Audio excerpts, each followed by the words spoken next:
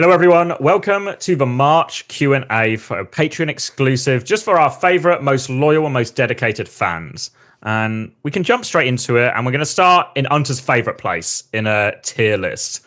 This beer tier list has been submitted by Orange Slayer. So should we just jump straight into it? Any initial things? Should we just go left to right, starting top left with Tiger? It's good. A or B. Yeah. Actually, I've never had it. It sounds pretty good. No. I think I've had Tiger. So, Is it Indian? I don't know. Something like near the subcontinent, like vaguely close to the equator. Could be like Thai, could be Indian. I'm not sure. Please just have a bit more passion. And just a little bit more passion when you're talking here, Max. It's the only consumer of Tiger beer. Like, it's all right.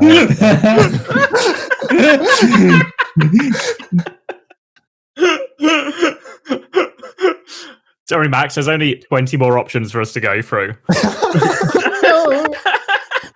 We're an Overwatch coaching podcast. I'm a serious coach and I wish to be taken seriously. But anyway, Lomza, I've never had it. Fuck is that, bro? In the never had it. Yeah. Guinness, I think C tier. Disgusting. I don't think it's disgusting. Really, it's just like average. It's just average.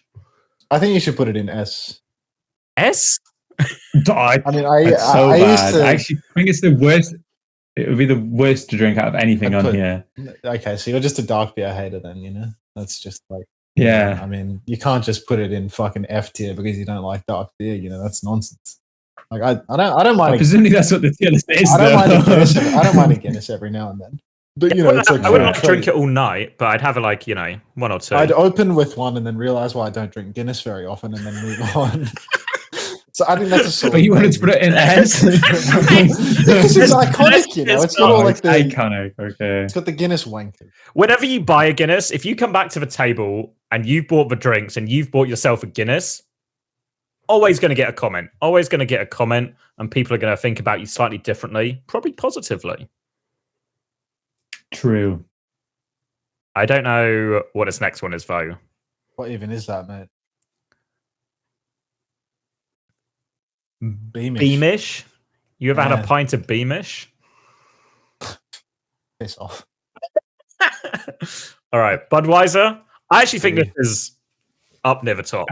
I think Bud's pretty decent, yeah. I'm actually a Bud Light head too. But you're just like actual, like you just want low alcohol, like shitty American piss, like Budweiser. I want it to be light, and I want it to taste not outrageous. But I actually like IPAs as well, which I guess doesn't follow the trend. I'm sure there'll be an IPA tier list to do after this with 500 options. Corona? I'll go on. Yeah. Corona's shit. Corona's shit, actually. Corona's shit. You get a little line with it. So it belongs next to Budweiser. That checks. Like, garbage. Put it next to Bud. What's this next one? Irish cider? Never had it. We don't. Cider. Heineken? I like. That's like I like it.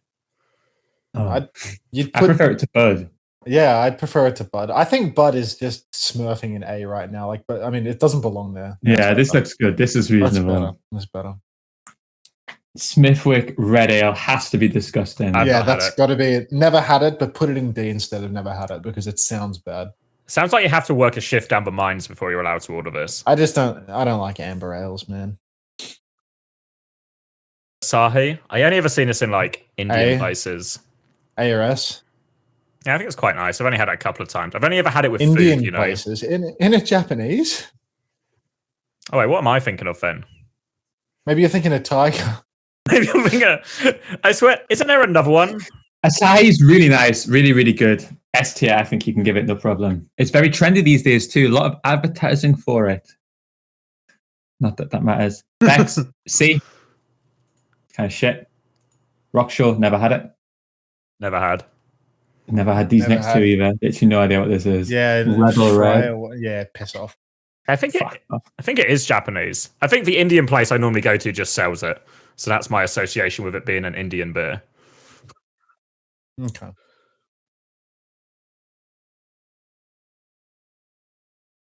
This one I don't know. I think Moretti's really nice, actually. I put Moretti like S or A. I think I've actually never had You should treat Moretti. yourself. I feel But I might treat myself to a Moretti it's nice. sometime. I've never had a Moretti in my life. I will have to get some Morettis in. Fair enough. All right, Carling. Never seen that Like name before in my COD, life. super mid. Yeah, pretty shit. Super mid. Don't even know who this little guy is. I don't like the packaging.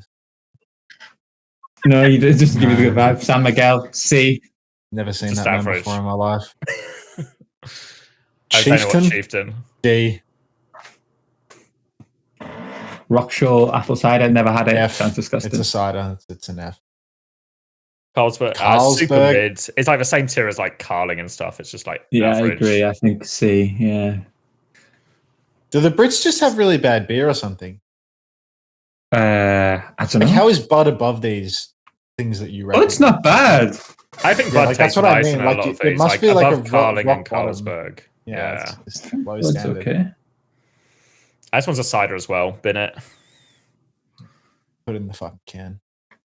Almost as good. It's a cider, but it's tasty. Everybody cider. Especially the flavored stuff. I love cider. I always drink cider, but only the fruit stuff, not like the raw apple shit, you know? What do you mean by that? Only the fruit, not the raw apple. Can we unpack Like that? you get like yeah, of course.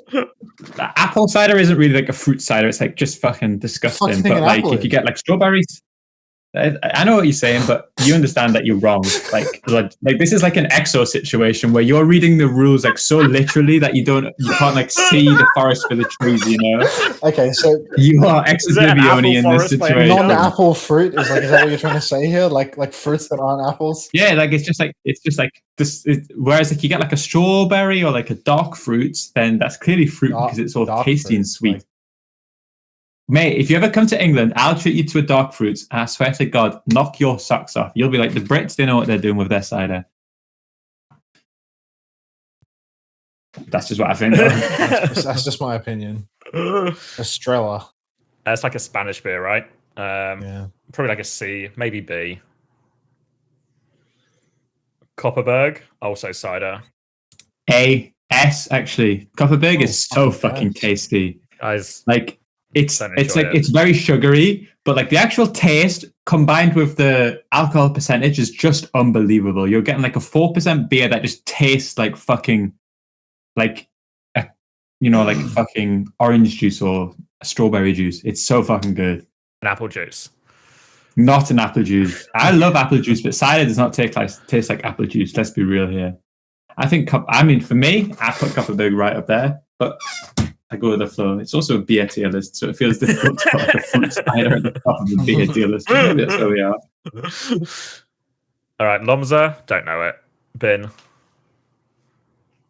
Strongbow has to be like D, right? Or as like low as it can possibly go. It's a low ranking. I feel like Peroni, I don't know. Maybe like B. Somewhere Yeah, around not B to or a C. Really?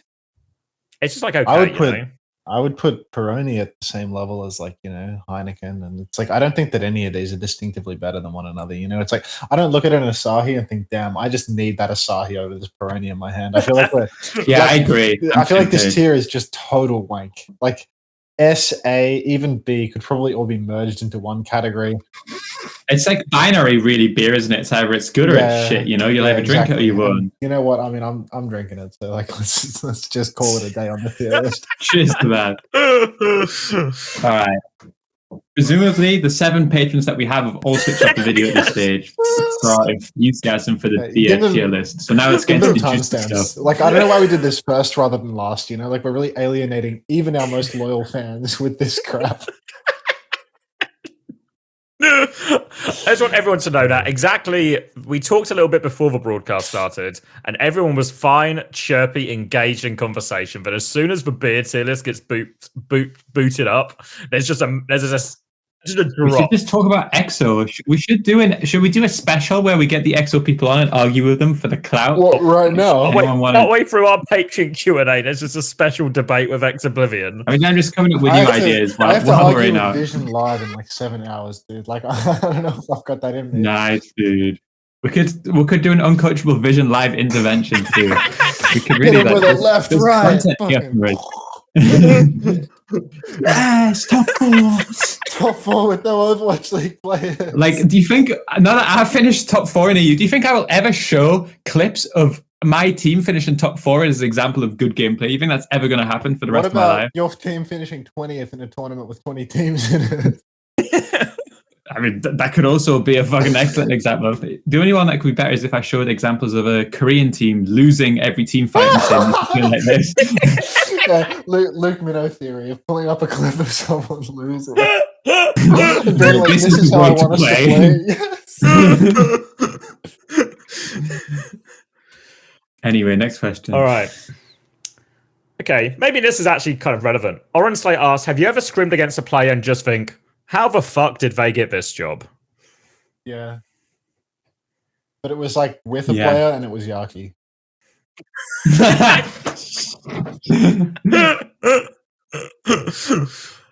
All right. Oren Slayer's, he's got a string of them actually.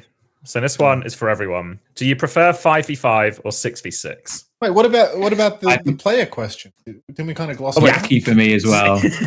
You want to go deep on the player question? You got more? I mean, just we're all Yaki. We're just Yeah, I'm voting okay, Yaki. fair enough. Not really. I feel like some of the worst players, like when you play against maybe like some of the Valiant and stuff, and they're not very good.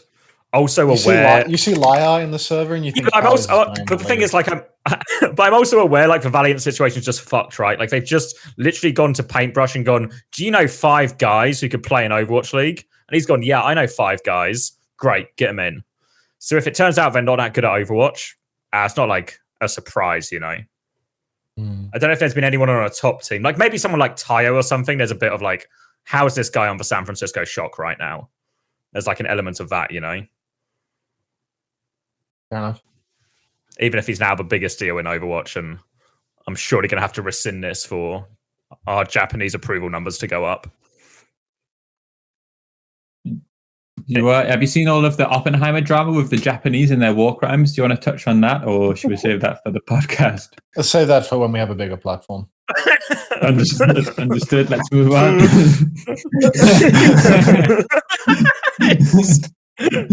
We've opened such a... I will bring it up next episode, just now. We've opened such a can of worms with the whole political sphere now. We're not going to make it, but it'll be okay. All right. 5v5 or 6v6? Maybe we sort of answered this one of a Jake episode. 5v5. Yeah, 5v5, I think. 5v5 is clearly better. I like 6v6. I don't really care though. Like, I think it doesn't really matter, you know. Tanks are annoying. Tanks continue to be annoying. They're annoying for like maybe different reasons now. Playing tanks sucked before. Playing tanks sucks now. 5v5's chill. I like that they made the hitboxes bigger. It feels better with the bigger hitboxes, to be honest. All right. Positive motion then. This one's just for you, Hunter. How do you pronounce your last name? Unterwurzsacker. No way, that's fucking true. You think I just made that up? So I feel like I've never Unterwurzsacker. Yeah, and I don't know, like it's not like Unterwatch. Yeah, it'd be like Unterwurzsacker or something. Like it's more of a V than a W sound, but like I can't really pull that off. I can't do the authenticity. Like Unterwurzsacker. Dude, that's actually hardcore. I think I've never actually heard you say your surname before. Yeah. Well, no one's ever paid me to pronounce it like that. I'll bring my wallet next time. Usually I just tell them to fuck off when they ask me, but Orange Slayer paid, so like what can you do? Yeah, that's fair. That's fair. All right. This one also from Oren as well. It's not a pronunciation based question though. It's just what is worse, competitive Overwatch Reddit or Overwatch League Twitter? And it's like, do you want brain cancer or leukemia? Like it doesn't make a fucking difference. They're all so brain dead. Yeah, I almost feel like Twitter's like the people there are just like obviously clients, like they don't like pretend to be otherwise. Whereas I feel like the problem with Reddit is that the people on there go in with the illusion of not being a client and then say like the world's most client stuff. So I think Reddit might actually be worse because I think the people on Reddit think that they're really smart about this. Yeah, exactly. You know? The Twitter people, everyone like they don't even think they're smart. They can barely type, you know, they just like fucking vaguely headbutt their keyboard. Whereas like Reddit, like actually formulate the right words and then just make the worst takes humanly possible every single time. Yeah. I hate Reddit so much. Yeah, I think I also hate Reddit more. I start reading it to try and stay in touch with the news, but just fucking hate it. I hate it. All right. This one's maybe more for me and Chris. What was Fusions like? XQC had a story where he was talking about how loud Fusions was and how annoying it was. Was he the loudest player you've ever worked with? Yeah, I think probably, yeah. He was fucking loud. That much was not an exaggeration. But super good attitude, super nice guy. I don't know. I actually thought he was okay. Like, I wanted to like take him and trial him with Hattie the season that I came to London. I was like, considered like he could be an option. Obviously, I think Hattie would have won it, but I don't think he was that bad. And I think players like that are pretty good, especially for like low to bottom teams. To have someone who's like that constant like voice is actually pretty important. Like, so people don't go silent. Yeah, maybe his skill level wasn't as high as it needed to be to compete with the big dogs, but I think everything else I thought was really sound about him. I have like an adjacent story about him. Because I always used to play ranked with like Punk, and he would sit in the same room in the Gillette segregation state, like whatever it was. Yeah. And fucking hell, Cameron was so annoying, dude. He was so fucking loud all the time. It's like he'd just be sitting in Discord, like talking to his friends, and it's like I could hear him louder than Punk.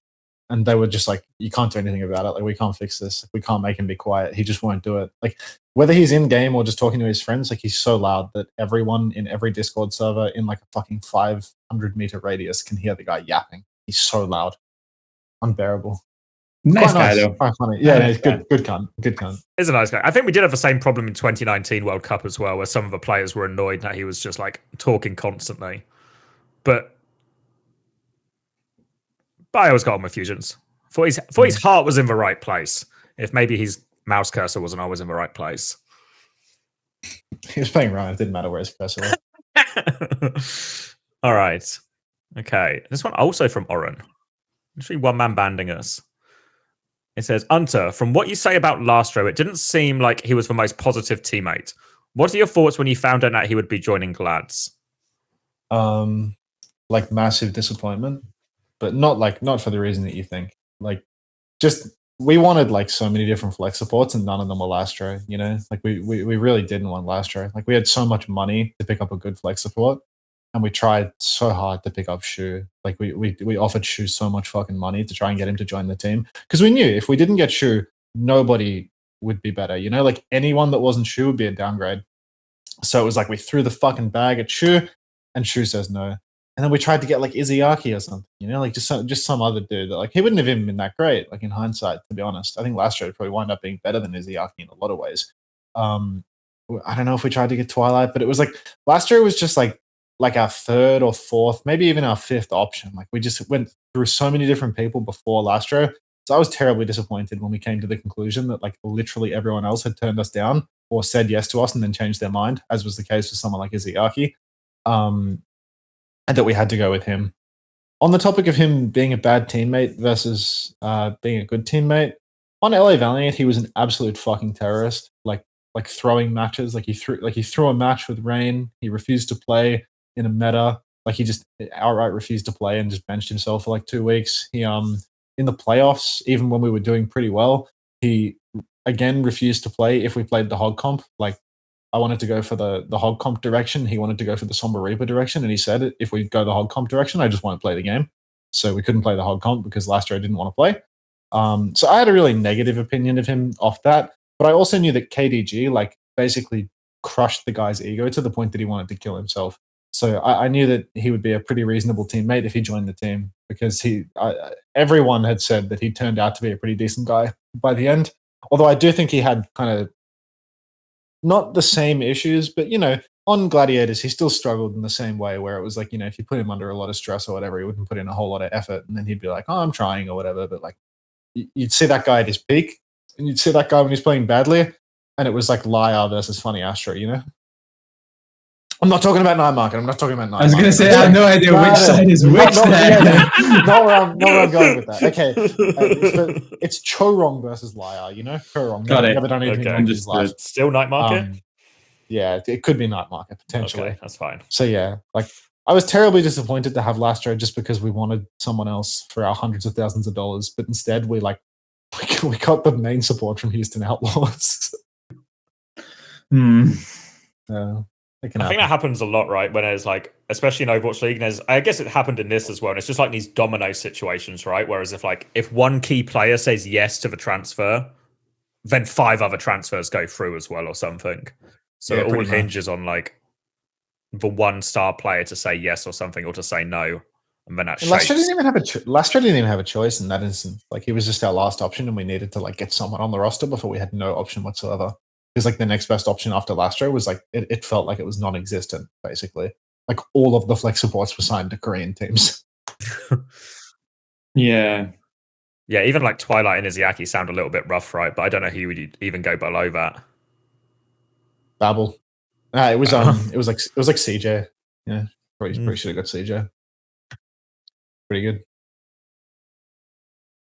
All right, then. This next one's actually for you as well, Hunter. Mr. Popular. Fucking hell. This one's from Cubert Toronto. Some of us have noticed you are coaching Maryville team for OWCS. He did send us. Astute. He did send us a while ago, to be fair, so it might have been an astute observation. Brother has a good eye. I've noticed you actively coaching the team and appearing in interviews for them. Is it possible you're working with them? This was sent a while ago. So he says, have you considered making any adjustments to the roster? Like, for example, maybe this joke is a little bit played out at this point, dropping Dante and importing a main tank like Marvel, for example. I'm gonna cut Dante eventually. It's like people think I'm joking about this, but it's like one day I'm gonna cut Dante, and it's gonna be so fucking funny. Like, it's really, it's not for Marvel. Like, I've had enough of that fucking Joker. But like, one day I will kill Dante a second time. Mark my words. The best bit is like such an overplayed joke now is the day it happens, everyone's just going to presume it's a joke as well. Like there's going to be this moment of realization where the community actually realizes, wait, he's actually gone? He's actually dead again? You sure? All right, then. This one I don't really understand. It's for you, Chris. It says, what's it like to live in outer space? Yeah, it's pretty good. I've enjoyed my time in outer space so far. It's a shame that we've disappointed the owners of the space station with our awful performances. But they've actually been really fucking sound to work for, actually. So long live the space station. I don't know how many more top 4s they've got in them before they fucking boot us, but they should have gone the M80 route and just cut you already, you know? Yeah. M80's like 3 rosters deep. This third roster will be the key, I'm sure of it. Fuck, but you know, the second we get dropped, they're just going to win everything and like make them regret it. So they should stick with us. Clearly, I think this is our stage anyway. Let's be real, boys. This is our stage. Isn't that what you said about the last stage? I thought last stage was your stage, but don't even worry about it. This one's like really our stage. You know, this is the space station stage. This is now the third time you've said it's for. You said it when it was for Malgameta, which I guess we never found out was true. Yeah, but you also said it afterwards, like you were winning all your scrims and stuff. So this is now the. Yeah, but this time, this is our stage for sure. All right. This next one's not really a question, but more of a statement from J.R. Smithsonian. It says, check out Tomathan. That guy is ATP if he actually had funny thumbnails. Has anyone watched Tomathan's videos? Nope. You have, though. Loads of red lines there. That's a screenshot by J.R. Smithsonian, not a screenshot by me. Can you go to the face of a broken man? I actually need a piss, but I can keep listening while I piss. So you guys keep talking. I'll be there. Can you bring the mic? Do you want me to? I can. Should we do that for Uncoachable? I think it's like the minimum we should do for the Patreon. Dude, these videos are fire, no? Like, these thumbnails are actually so funny. Like, genuinely, whoever's making these thumbnails is like so far ahead of the curve. Like, there's some thumbnail guy that like makes thumbnails for like Hardy and Iron and stuff like that. Like this, whoever the fuck Tomathan is violently. They're dominating them. That's it. You know, they're dominating them. Yeah. Yeah, I've only heard good things. I don't think I've ever really watched any of them, or not at least longer for like 30 seconds. I think they're this is like next up. It's like new era Bad Patch and Mari, no? This is like they're all like what do you call them? Like highlights from a previous week of action, but with like comedic voiceover. Oh, he talks? Yeah. I think it's him talking at least, but there's some kind of like the whole Punch, time. like speaking and punchline. Did you ever watch Noob Hunter? Now that he starts to like react to it, his content fell off so hard. No. Wait, he reacts to it? Was he the guy who just used to post like stream highlights every day or something? Yeah. I thought he just did the reaction like right at the start, you know? No, he now keeps his face cam on the whole time, and it's like so weird, you know. I'm back, guys. That's insane. He still gets lots of views apparently, but You see, that's insane. well, he's probably just grandfathered it in right from all these subscribers. Yeah. I still fuck with Tomathan though. They Tom follow me on approved? Twitter. I might have to follow them back, you know. Wait, is he following me on Twitter? What's his thing, Tomathan? I'll link it.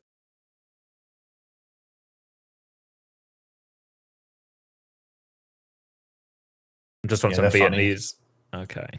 All right. You've convinced me. Yeah. If Hunter, no, he their, follows me their as well. thumbnails are actually so fire. I can't lie. Like Hunter's like normally this- a good judge of these things.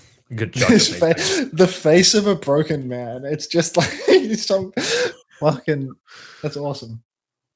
Yeah. All right. Tomathan approved. Thanks, JR Smithsonian. People don't normally Thanks, recommend us JR. content that we end up enjoying in these Q&A, but I guess that can be a segment of it. All right. This is a question for me. How much London Spitfire / Cloud9 branded clothes do you have? Do I have a London Spitfire tailored suit? No London Spitfire tailored suit, but yeah, but Cloud9 are very generous with this stuff. We used to get, what was it, $250 every quarter to spend on merch. And I would have worked for them for 4 years. So what's the math? 16 lots. And it's fair to say I got my fair share. So now me, all my friends, all my family, all wear Cloud9 stuff all the time. All of my socks are Cloud9 socks. Very, very happy with all the free clothes and free merchandise I got. I don't know if you're the same, Chris, in terms of how much you've exploited the free merch. No, I literally never ordered it because I really like to wear the merch. I recently got a space station shipment. No, there's a few good goodie bags in there. You can actually see it, just that little coat. Yeah, it's like a glow in the dark one that says space station. So Did none of you guys get the free code from Hardy? Yeah, I did, yeah. But like end of year one, or not end of year, like Yeah. clear out our Like, warehouse I just sale. filled my fucking wardrobe with Cloud9 garbage because he gave me a free code. Like, Yeah. Now when I go to my closet, it's like, which one of my 8 Cloud9 hoodies should I wear today? Which one is really matching today's vibe and aura? All right. Next one is from Ruv. Thoughts on solo tank rosters? Is it better to have like something like a Fearless or a Hambin tank line, or just like a someone style thing, or a one tank fits all type situation? I think as Overwatch has progressed, especially Overwatch 2, I actually think that 5-man rosters are just like so much better in every way. And I think that having, like, if you can figure out like a Cho-Rong player who can play like min support and flex support, and you can figure out like a someone tank that can play everything, I think if you lean into that and actually play the rock, paper, scissors, which seems to have been meta for a little while now, then I think it's like so optimal. I think there's like so many teams, ironically, obviously TM are the opposite, but I think like so many teams are like, yeah, they're like limited in certain metas or on certain maps. You can really abuse them. Whereas like a fully flexible roster with a good coach and a good strategy behind it, like should be able to kind of like navigate their way through a lot of series. yeah, I think if you have the flexibility for it, it's just like so significantly better to have the 5-man rosters. And you'll see like the younger generation of players, like the new guys, the up and comers, they're going to be like your more flexible Overwatch 2 tank players and whatnot that can actually do it. You know, they can press H and pick basically everything. But I think at the end of the day, like there's still a place for those like 6-7-man rosters, but I think it's just garbage. You know, like some players are just inherently inflexible, like they can't do it, and map metas exist. But at the end of the day, like any team that has a roster bigger than 5, you'll see them struggle to utilize people past the starting 5 almost always, because like there's more than just is this comp best on this map. You know, Overwatch has so much counter swapping and stuff. It's really, really difficult to utilize inflexible players. I feel like it's much easier to make like a weird comp work on a map than it is to like force a certain roster in. And I think especially with like the circuit point system as well, there's such this weird like innate pressure in terms of using your entire squad or using all the players. Like I look at someone like Timeless and I'm watching their scrim and I see like Chopper come out for Sionjun and Riker come out for Icy. And I just don't understand any of it. I'm like, what's the fucking point of any of this? They're all just coming in and playing the same heroes. Are you talking shit about Timeless right now? I'm shocked. Like, Check your fucking Twitter replies. Angles That's the best team in the world. dude. It's just coach of the year. His team takes angles, bro, and you better be fucking careful about talking. I'm just saying. How do I, with most teams, I can tell. Angles, okay? How do I know it's a? But how do I know if it's a Riker map or an Icy map? How do I know? Well, What's the key? On the Icy maps, the tank is 2-8 and still winning. I see. Now I understand. But yeah, I don't know. think like the NA cope is insane, dude. Like EU is just so far ahead of like Toronto is one team that's like vaguely competitive with the EU top 3. And it's big free. Well, it was big 4 until Chase Torch got eaten, but you know. The asset was going to come and fucking make it a new big 1, but unfortunately, the asset. It's crazy that they think Mag was going to be that guy too. Like Mag is so fucking bad. Dude, I'm actually so upset we can't do an Uncoachable right now to talk about this because I have so much to say. It's so fucking stupid that they thought that they could they were going to fly these 2 Koreans over and just put them up in the manager's house, not feed them, not do anything. And they thought that this wasn't like, I've heard rumors of Mag, the way he lives. He's like one of those Koreans, which is a little bit more less well adjusted to society. So he's just going to sit in his room. It's going to turn into a fucking it's going to get so fucking dirty. They're never going to. And then this manager, who presumably is a normal guy, is going to be like, why are these Koreans at 4 a.m. fucking screaming nonstop playing fucking Overwatch? It was actually a blessing in disguise that Blizzard didn't let them do it because it would have been such an uncomprehendable shit show. Yeah, when they were saying stop, I think we're going to be a top 1, top 2 team. I was like, well, it has to be like Fearless and Spectre or something like really fucking crazy, right? Or something like a really 2 top tier players. And obviously one of them was Spectre, but I don't know if Mag quite elevates the team in the same way.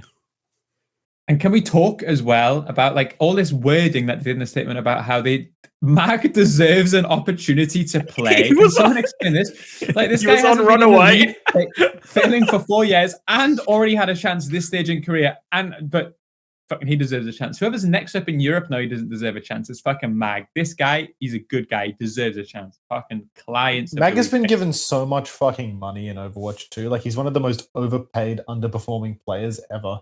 Repeatedly regarded by teams as a superstar player and then failing to deliver on it, on repeat. Mag is the fucking yucky of main tanks, dude. And they're talking about him as this poor guy that needs a free opportunity after getting fucking knocked out of Korea for being so shit. Knocked out by a bunch of... Because surely Runaway gave him at least a bit of money, right? Or a bit of something. Bro, they probably gave him a futon to sleep on. He's a big guy. Maybe they gave him 2 futons. Well, exactly. He's probably got at least 1 more futon than half the players he's playing against. It's another chance.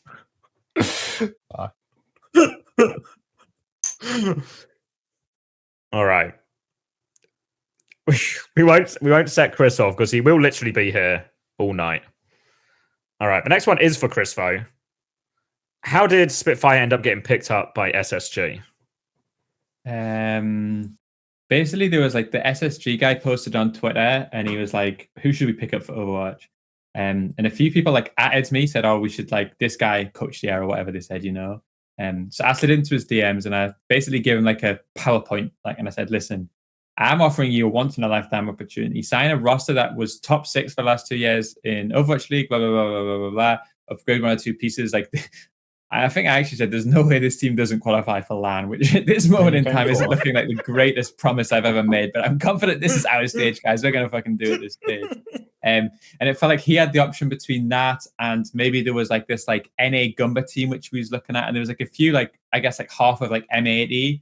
But it was listen, this roster has better records, has already existed as a team and is ready to sign today. And then they were after 2 hours, they said, okay, yeah, we like it. Let's fucking do it. And then we've been less than 12 hours after the meeting, we were sorted. Easy. Insane pitch, no? I had to go my businessman mode, you know. had to use all that charisma. That's the problem with Gumba. He probably wrote like a document and he sent it to these orgs, but the guy's got no aura, you know. So when they talked to Gumba, they were like, "Fuck this guy." But then the SSG, they talked to Big Chris. You and have they're like, aura. This guy, fuck, he's got Riz, you know, dripping with Riz. So It's a good transition to the next question.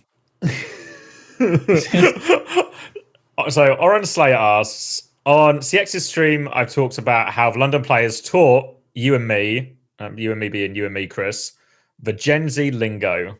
What words did they teach us? And did you know what they meant? Oh, that's fire as all hell. What? No, I'm super behind with all of them. I hear the thing is like it's fucking fascinating the way that these kids pick up new words. They just start like fucking like saying it like one day, and then everybody like knows what it means.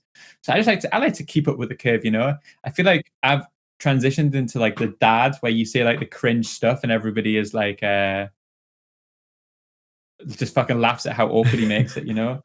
Fucking you ever like you know when people used to say like piss low and then it turned into cum low and then it turned into like fucking like pickle Rick low. Like I don't know how these kids fucking come up with this shit, but I'm just trying to like keep up to this. So when I hear Landa going, "Oh, I had a comp game today, it was fucking pickle Rick low," I'm like, I'll try and figure out what the fuck that means, and I try to use it in my daily life.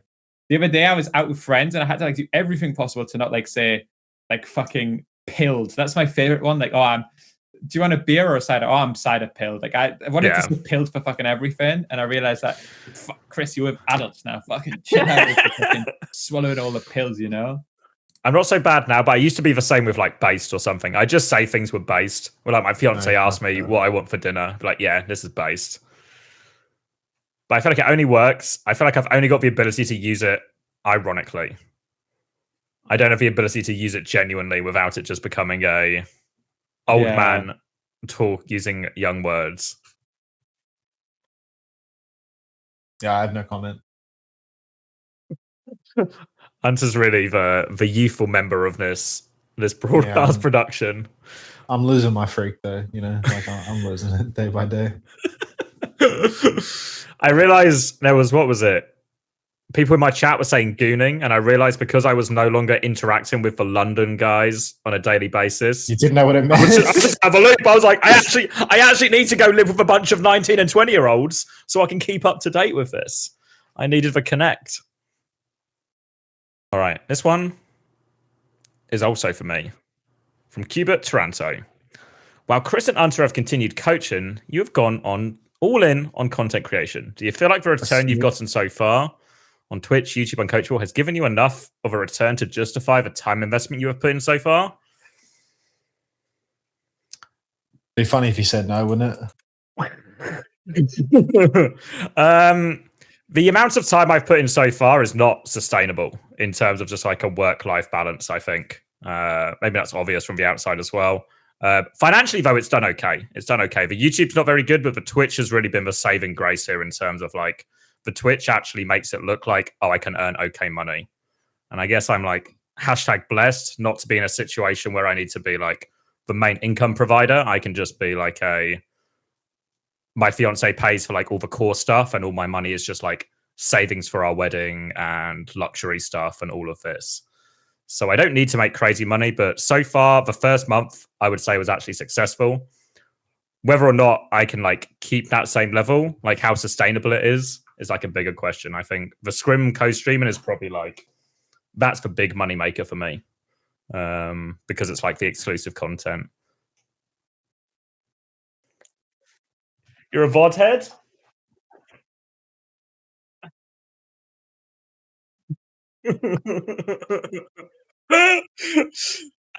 Everyone, it's like so fucking useful, you know. Everyone is sub to X. Like you must get like more subs in your sleep than any other content creator, you know. Like I most really want to see their name on the screen, but with X's, they're like, I don't give a fuck about him. I just need his fucking content. You can tell as well because like the like it's like a very A-list subs overnight as well. Like it's just people from other teams who want to see the VODs overnight, especially if they're like the wrong time zone, you know. So if I do when I was doing the EU ones, I got a lot of American players subbing and vice versa. Now I do the American ones, I've got the EU players subbing. But yeah, Astro recommended it like for sub-only VODs, and obviously Astro's a thing or two knows a thing or two about monetization. Money. So I was like, I turned it on, and all of a sudden it's just actually to the moon. So the sub-only VODs, and I think it's a good deal, actually. Like, I know, obviously, I'm biased in this, but unironically, I don't think it's the worst deal in the world. To pay £4 a month and you get access to all the scrim VODs. I think it's like anyone would play that. Oh, I think it's gone up. It's going up to $4.99. I don't know if that makes it more comparable to Australian dollars. But yeah, fuck. Do you not have Amazon Prime? Do they not have Amazon in Australia? Oh.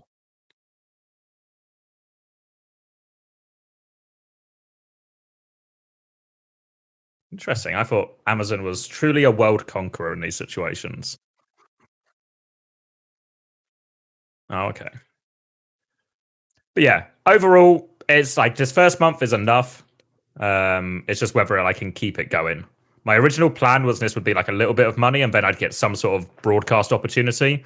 But obviously we've burnt all those bridges now, so we'll see how likely I am to get on the broadcast. All right. Next one. Is it time to... Oh, wait. This one maybe aged badly from JR Smithsonian. Is it time to admit that the Korean scrim pool is fucking wank? If I'm Falcons, WAC, or FTG, do I really want to scrim against Donghak, Ram, Magarissa, and Kadios' dysfunctional dictatorship? All they got is each other in these top teams. What's the minimum amount of scrim partners and or scrim variety to be satisfactory? Is 3 to 4 distinct teams enough? What region has the best scrim pool? Yeah, I think EU probably has the best scrim pool because we can also dip into NA, right? Like, I think what we did last night with the Toronto scrim is quite common, you know, like we'll scrim. We've never booked against M80, actually, maybe we will, but for us, I just tried to book as many TM Ents and Toronto scrims as possible. And actually, during the season, you're only getting like 3 or 4 days of scrims before officials anyway, so you can actually kind of like fill it out quite well. Then if I need to do like an EXO or a rock block for the others, then it's fine. Like, it's obviously nowhere near as good as Overwatch League, where you could like pick from, you could really, really get like good variety and stuff. But I think that like Korean probably has the same problem, but NA and EU also have the same. Like, I think especially if we weren't able to scrim each other, like Toronto's scrims would be so fucked, you know, like they would just like have 100% win rate unless they were playing against like the timeless machines, you know, the angle taking machines, and then it would angle games. Yeah, I think it's something like Twisted Minds kind of get fucked out of this, right? Because they only have the EU pool, so they lose for like the Toronto scrim blocks as well. So it's just fucked until all the next ups become next up. Mm. All right, then this one just for Chrissy, best Carpe story. Oh yeah, so I saw this one. So like, I fucking love Carpe. You know, we have some stories, me and that young man. But there was one time I remember it was we lost to Paris for the first time that season. We were in Washington for the homestand, right? And Carpe takes losses fucking badly, like worse than anyone ever seen. Like, you can't talk to the guy for like 24 hours after a loss. It's just like he literally like can't talk. And I remember like, because Carpe is also fucking tiny, right? He's like fucking 4'2" or something. And we're walking through Washington train station. And the thing about American train stations is they seem to be quite rife for what look to be quite drugged up homeless people. I think that's actually a future segue to the question. But there's like, in America, the train stations are full of homeless people. And one like really shady looking homeless guy like stepped up to Carpe and asked him for money. And Carpe, who was like fucking 4 foot, told him just to fuck off. And I was like, bro, I was like, fucking bro, like, I know you're sad, but if you're fucking telling these fucking homeless people in this like transition, you're just gonna get fucking shot or stabbed or like some shit's gonna happen, you know? And I remember like fucking having to look after him because all these like, because everyone fucking comes up to you, like waddles over and asks for money. But if you tell him to fuck off, then I don't know, it's like, especially because it's not like Carpe could handle himself in the fight in this situation. I back most adult American males to fucking dominate Carpe in a game of jiu-jitsu. So yeah, I remember fucking watching that and I was like, oh my God, this guy's actually going to get us all fucking killed if he keeps acting like this. Not too bad. And this one is for Unter. Have you ever considered making your own content? Any chance that Maryville allows you to commandeer the college AV club to shoot some videos of you breathing down Dante's neck during scrims? I'm not in the US, so I don't know about that one. I'm in Australia, so I don't think there'll be any IRL content of me breathing down Dante's neck. I've thought about the content stuff before. At the start of the year, I thought that might be the move, but I'm unambitious and lazy, and content is hard and time consuming, so I didn't go for it in the end. I thought it could be like fun, like I thought I had, like some people that find the whole nonsense that I do funny. So there was like a chance, like a real chance that I could have like gone for it. But again, unambitious, lazy, etc. And like, look how much work X has to put in for like all of the streams and stuff like that. Like the guys working in shifts. And one thing that I decided about this year was like I very much didn't want to do like weird time zones, So already to do like something with the scope of what X is doing, like where he covers EU, not possible for me because I've ruled that out for myself that I don't want to be waking up in the middle of the night for my job, because I did that for a couple of years for Overwatch League teams, and I've thought like, I've done that now. That's come and gone. It's just not worth it. It's just has like a really significant impact on your real life. I think the time zone bit's the hardest, because initially when I started, my plan was just to do Korea, because that's like 8 a.m., 9 a.m. UK time, and then EU, which is just like the afternoon. But then obviously the Toronto thing came up, so I took the Toronto thing. And now I just find myself once again doing a classic, stay up till 2 a.m. to cover scrims. So I'm just on the time zone again. Yeah. I think, I've wondered, like, is there a way that I can like angle some more content out of it where it's like, Maryville, we already stream our scrims. Like Dante streams his POV a lot. We stream it with comms and everything. Like we're really not very conservative about like what we do and don't show. And I did think at times, like, maybe I could try and do something unique with that. It's like I'm, kind of X-ish, where it's like I'm streaming the scrim from my POV and I'm talking about what people could do differently and stuff like that. It's like I'm coaching while I'm streaming kind of thing. But I thought through that some more, and it's like I think I would just say too much how I feel about like what the players are doing and what they think, and it's like you can't coach your players and like also simultaneously have them hear what you're thinking all the time, because it's like it's actually like insane. Vision doing? Genuinely, like it's insane the amount of like negative stuff that goes through your head like 24/7, and it's like I can kind of like jokingly say that stuff when I'm like watching people play matches like on stream and shit like that, and people are like, haha, that's funny. But it's like if I was doing that for 4 hours a day to all of my players, like they just fucking hate me, you know what I mean? Even if I'm not saying it directly to them, like it's gonna get clipped to them and sent to them, they're gonna watch back the VOD, they're gonna see it. So I think it's not really something that's like super conducive with either retention of your job, happiness in your job, or your job, keeping you competitive as a team. So there's like many problems there. Content and competitive don't mix super well. I think like what Chris and Zav are doing right now with like streaming of scrims in EU and stuff like that is a pretty healthy middle ground, where it's like they stream the scrims that don't matter all that much. Like they do it for a while, and then as the tournament gets more serious, they lock in. But to do what I was describing, I think already it's like it just fucks me, because it's like my players aren't going to enjoy it. If my players aren't going to enjoy it, I can't do it. But it's this horrible balance you'd have to have as well, with like, I kind of want to be entertaining, but I also actually want to coach my team properly and say the right things. And I think I would actually. I think it would help my engagement, to be honest. I think I would probably. I was thinking that like you'd actually pay more attention to the scrim if you were like streaming it. Yeah, well, if I was like talking constantly about what they were doing, I think I would have a better idea of what's going on rather than a worse one. It's really easy to just kind of like turn off your brain and just stare at the screen. To be honest, like it's actually insanely easy to have like low focus in something where it's like you're not particularly like just committed passively to watching. Yeah, exactly. Like you actually need to critically think the whole time that you're watching in order to come up with like meaningful and valuable solutions. So I think that it might actually help with engagement, but it wouldn't help with the entertaining component. Yeah, exactly. The entertaining component would probably kill my relationship with every player on the team in the span of a week. Well, one thing I noticed when I see like who subs to me as well, and there's like a big trend of like, if I streamed for scrim, I'll quite often get players from said teams subbing afterwards. And as part of me just looks at it like, this can't be good for your like, you just want to watch the bit where you played for scrim and see what I said and see what people in chat were saying. Like, who fucking subbed? Merit subbed. And I was like, Merit, you're on the team, mate. I stream all your scrims. Why are you subbing? You've got the replay codes and the presumably like the Kasaurus or Danny VOD. Why are you subbing to this? And I was like, it can't be for good reasons for that are going to end up being positive for your mental health in the long run, is it? So fuck. Yeah, Merit does not want to know what people think about his trace. Don't read the comments. Don't read the comments.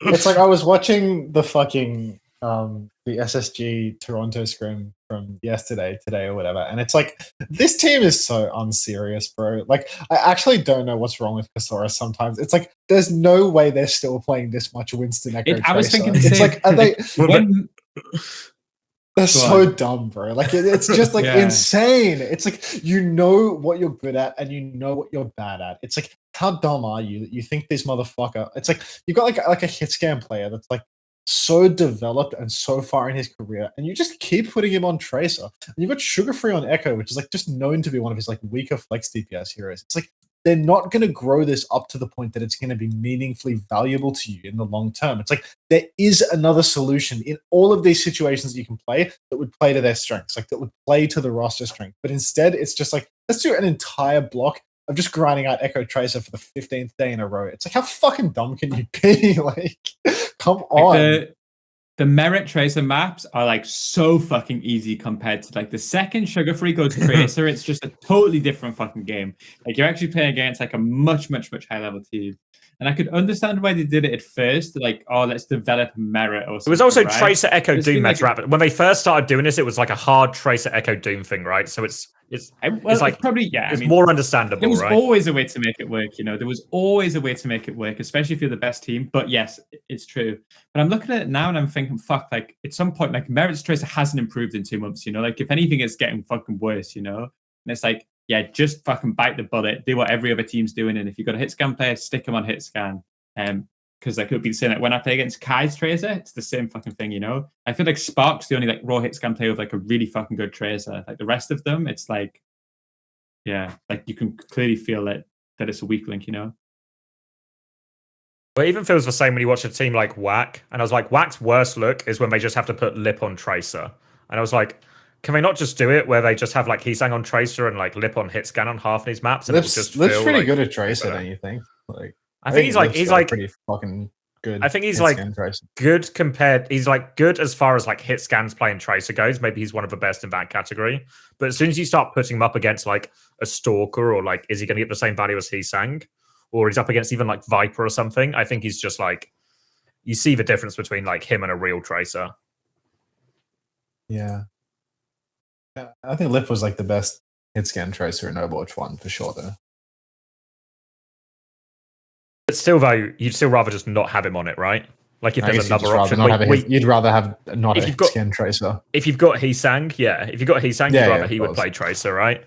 For sure. So I feel like there's kind of the same situation here with Toronto. And I just look at the roster, like there's got to be better combinations available, you know? Like I don't think it's crazy that they learn a form of dive. Like the same reason like Ents want to learn to play dive now, so they have like a Twisted Minds answer, or what if I can't beat a team on Brawl? I need to have some kind of dive answer. And obviously I've got players like Someone or something. It seems reasonable. I don't think it's crazy that they want a dive answer. I'm just not convinced this is it. Yeah. All right. This one is from Orange Slayer. If you were to have a scrap with any player / coach in the Overwatch League, who would you choose? Presumably someone quite beatable. Win or to make it like a good fight, you know?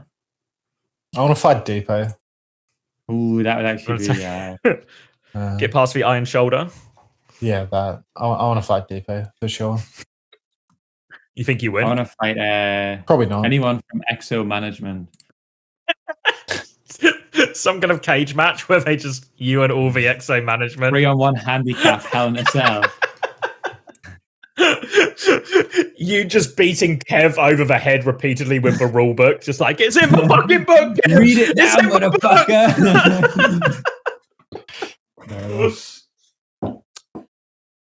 Don't know. Don't think I've had the urge to fight anyone. Oh, you nice guy. Nice guy.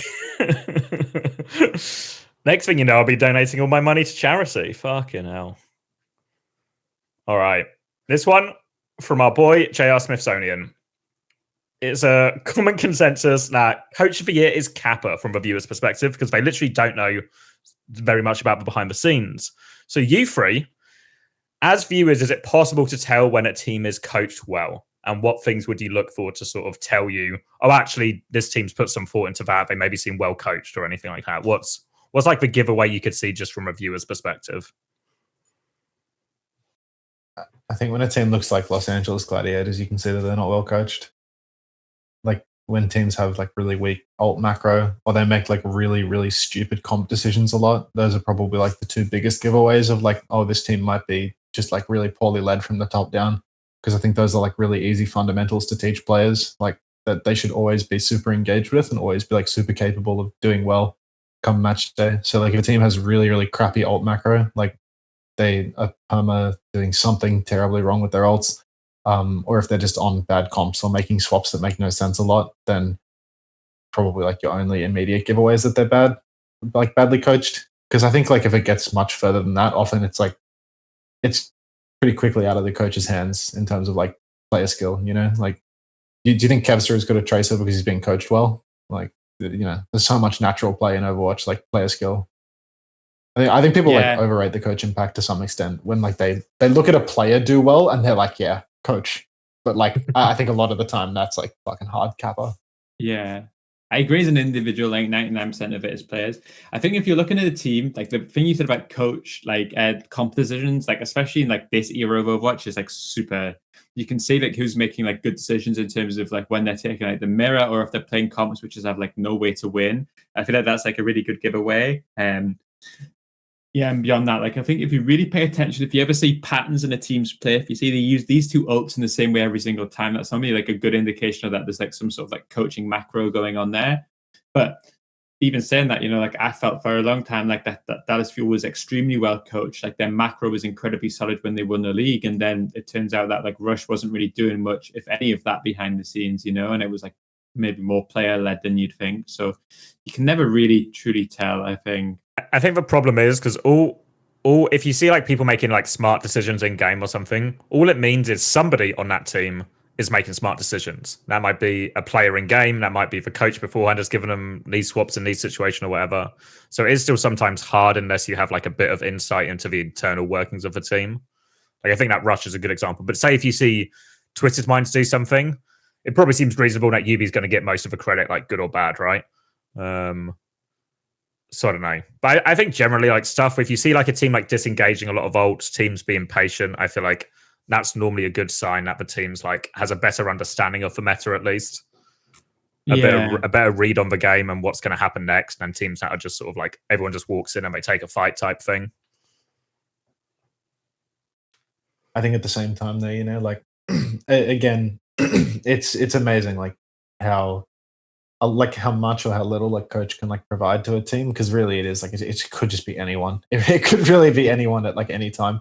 All it takes is like one person that like has like a really strong understanding of it or like a really strong voice within the team to control the direction. And people don't realize that like often that isn't a coach.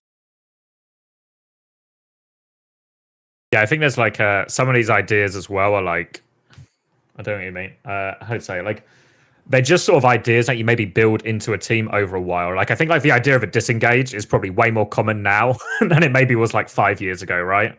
Like a lot of the smart decisions you see now, or even a lot of the swaps, right? I think are now becoming like more and more commonplace knowledge rather than like a unique coach breakdown or something, or a unique approach from an individual team. Yeah, I agree with that too. Which I guess actually leads us on nicely to our next JR Smithsonian question. Who asked our take on this. So his take was that almost any 2023 team would win against like say a 2018 Nixel or something, because of the upgrade in like Vegas game. Oh fuck no.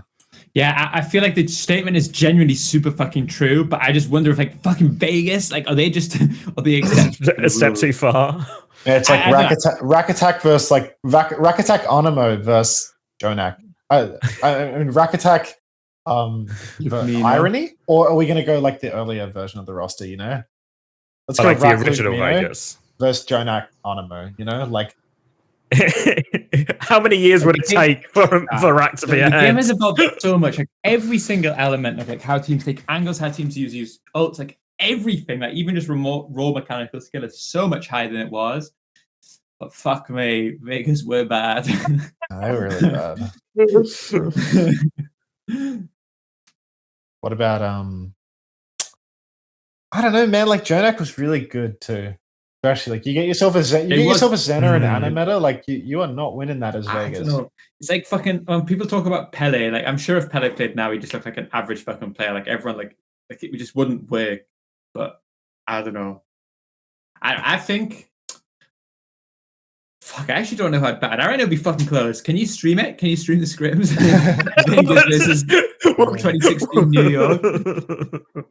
Oh, it says original group with Malthus and Vulcan, not the Knife 2 year. I think the Nixel roster would win, to be honest. Yeah, I think you're right though. That like the general principle is true. That the power level of the newer teams is stronger than the older teams. But this is maybe like just one too far. Yeah, it's like you can't just like dump those old players into the new game. You know, it's like the game has changed so much that like they've removed the tank and like completely fucked the game. You know what I mean? Like in terms of like the difference between then and now, it's like you're not even playing the same game. So it's kind of hard to compare. You know, that has the 28 Nixel roster touch Flashpoint. You know what I mean? Like, are they scrimming? Like, what's happening? Yeah, they're still scrimming. I think they've been keeping it. Yeah, the assumption somewhere is that if they were able to stay up to date, those players would like win. Same if Pele had access to like nutrition and coaching, he would be better. But if you just take like the actual level they played at with their understanding and froze time, I don't know. I think it would map out a banger. I reckon. I mean, it's like Onimo made playoffs in season 5, right? And yeah, but the assumption is somewhere that like would've. as stupid as it sounds, season 5 Animo is much better than season 1 Animo because even though he's worse comparatively, he's understood the gaming. I understand. Yeah.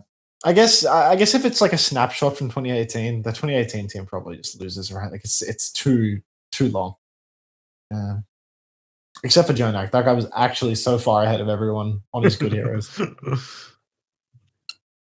All right, we'll set it up as well. I'm sure we can get in contact with all the old Nixel guys and we can get them out for a charity match. So the next one is from Jubiok.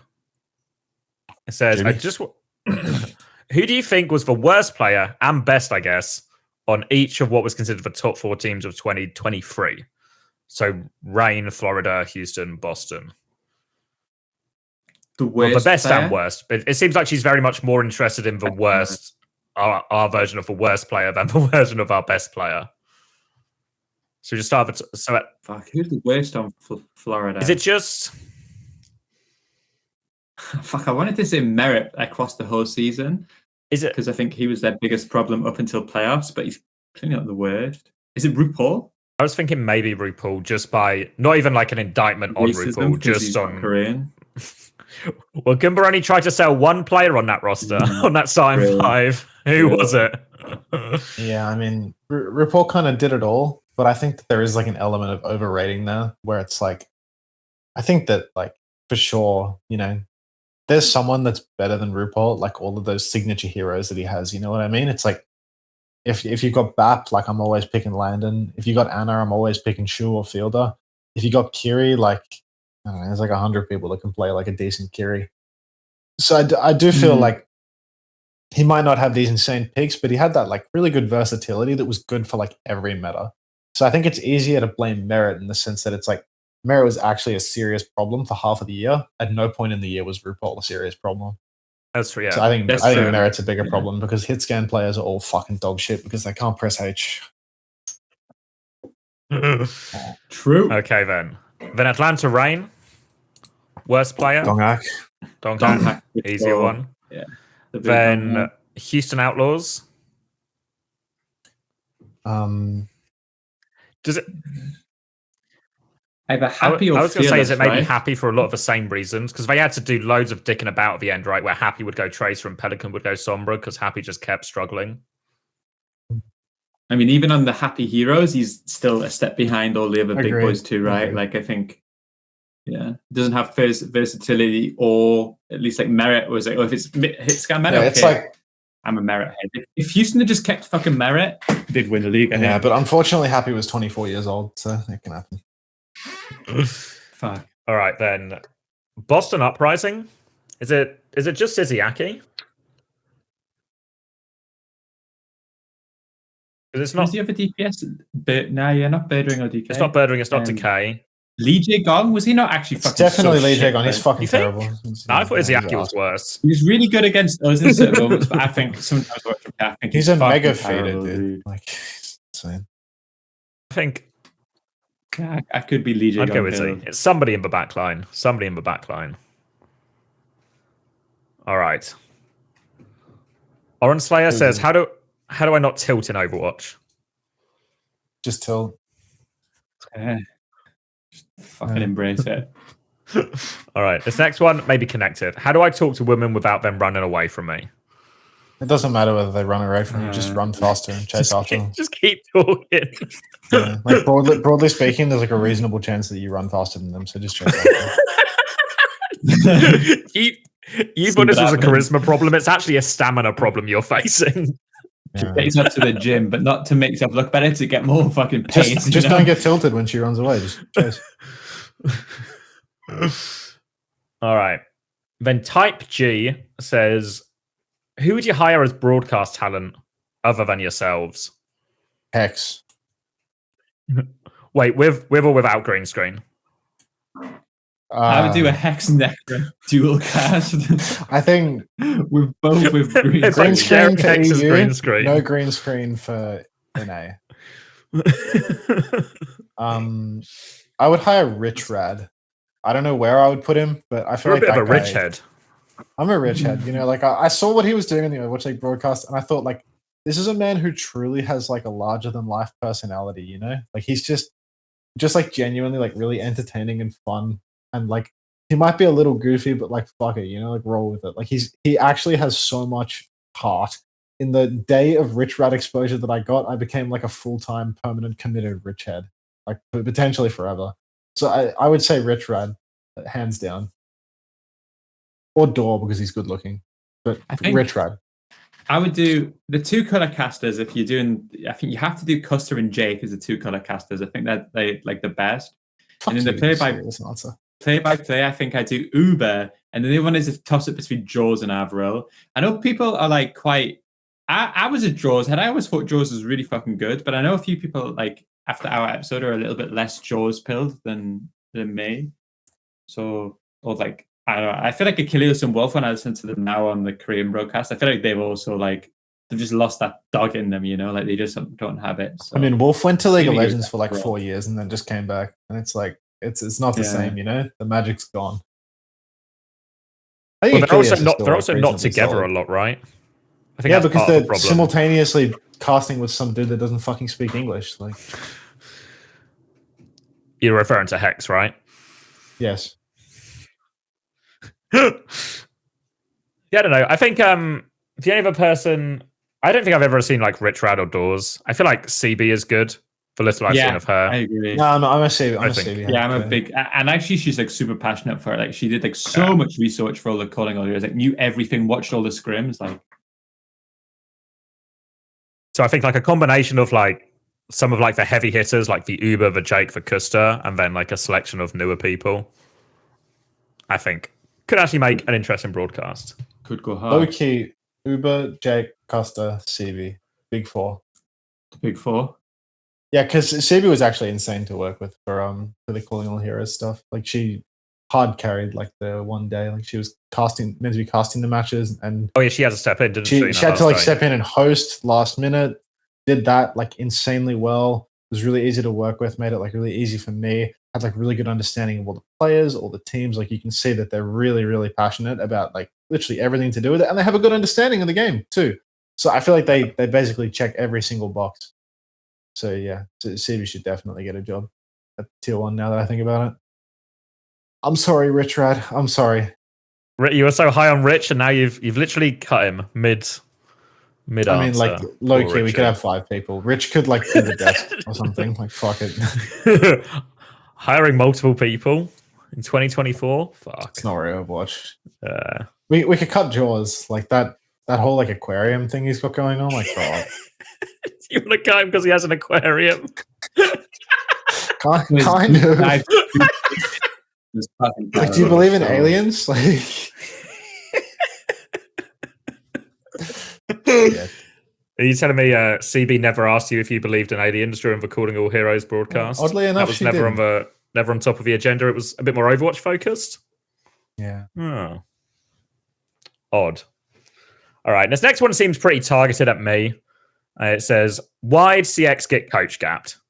So this is from J9. So just stretching. That's all. Just stretching. So the situation is the heavy favourites for the Null Championship hired Chris to do some private coaching. I was hired by one of the other teams. So I think the series of results was it Warwick Angels? Is that the team I'm thinking of that you did, Chris? Big up the Warwick Angels. So Warwick Angels beat the team I coached. Then they hired me, and then they were closer next time but still lost. And then they played each other in the grand final again. And at this, between the closer game and the grand finals, Warwick Angels went and sourced some coaching from Chris to ensure they stayed on top. So, and then the gap was just. So Chris coached the favorite team to first place. And what actually was the best result of that month for him. Yeah, also true. Apart from this W that I've got over X on my Twitter replies right now, this is like my highlight of my month. All right. And then I think we're really, really coming towards the end, which I think is a good sign. I think this one's for me. Why didn't you release the Houston/Spitfire video before? It was pretty good. And how have it's kind of the same question as before. How have I found the streaming and content creation? So the reason I didn't release that Houston video is I made it when we had like a bit of downtime because I always planned to do content creation once the Overwatch League season came to an end because I was, there was a pretty big rumor that there was going to be no season 7. So I was making my plans. So I just made it about that game because it was the most recent game. I sent it to, I don't know if I sent it to you, Chris, at the time. I think I sent it to a few people, like just like some IRL friends, maybe Spilo. I think I saw it to Spilo at like the playoffs. We were at playoffs when we were in Toronto, and Spilo said he'd watch it. But yeah, overall, I'm enjoying the content creation. It's fun. Like originally, I always said if I got like a good coaching offer from like a team I'd be happy to coach with, or and it would also be a reasonable money, I would just take it. But I think now the content creation is more fun for the most part. Like there's lots of like nice bits to it. And even though it's a lot of work, there's less stress, I think, in a lot of ways compared to like the team environment, like I'm really less likely to get fired by myself, for example. It's still kind of results based in terms of I have to produce good content, I guess, but it's like it's a very different pressure, I think, than being in a team. So I think now, like if a team asked me to come and coach them, it'd have to be like a really good offer and a team I'd really like for me to seriously consider it. Do you want to answer this one about homeless people, Chris? Or I can. Do you want? It's more about. Do you guys want me to answer the question about homeless people? Is solar tank better than just having 2 tanks nowadays? We kind of answered that one already. Yeah. So it's just bedtime. I think that answers the question. No time for your homeless rant. Homeless people section. No, I mean you can do that by yourself if you want. I gotta get ready for bed, bro. My opinion is that in the world of politics, homelessness is the most important issue, and I think sometimes we get wrapped up in other specific social issues which actually have a much less impact on somebody's life compared to the actual issue of homelessness. And the reason no politicians talk about it is because it's actually a harder fix that actually involves spending money as opposed to just tweeting various fucking nothings and keeping the culture war riled up. So that's what I think. I think give homeless people houses. Homes for the homeless. Homes for the homeless. Well, actually, right. if you're homeless and you need a home, I think there's actually space at the XO manager's house now. Originally, these Korean guys were going to move in, but Mag's bedroom, Mag's room's opened up, so we can solve at least one of these homeless problems ourselves here. So we'll get right on that. Thank you, everyone. We'll be back next month with a more Q&A. So if you do have any questions, submit them in the channel about anything. Homelessness, any other political issues you need Chris to solve, he'll get right on. Beer tier lists, any yeah, I think we would love another tier list, guys. I think there's one thing we're passionate about. Tier list. Tier lists are going to go at the end of the episodes in future. Alpha might put it at the end in post. Like, Maybe put it in the start and in the end. Double dip it. That's what. Like it's like a lip clip. It's like a lip clip. Every time we say the word beer tier list, play the entire beer tier list clip. Nah, it's like those B-movie memes when I was a teenager. All right. See you, boys. All right. See ya. Mate. Have a good sleep.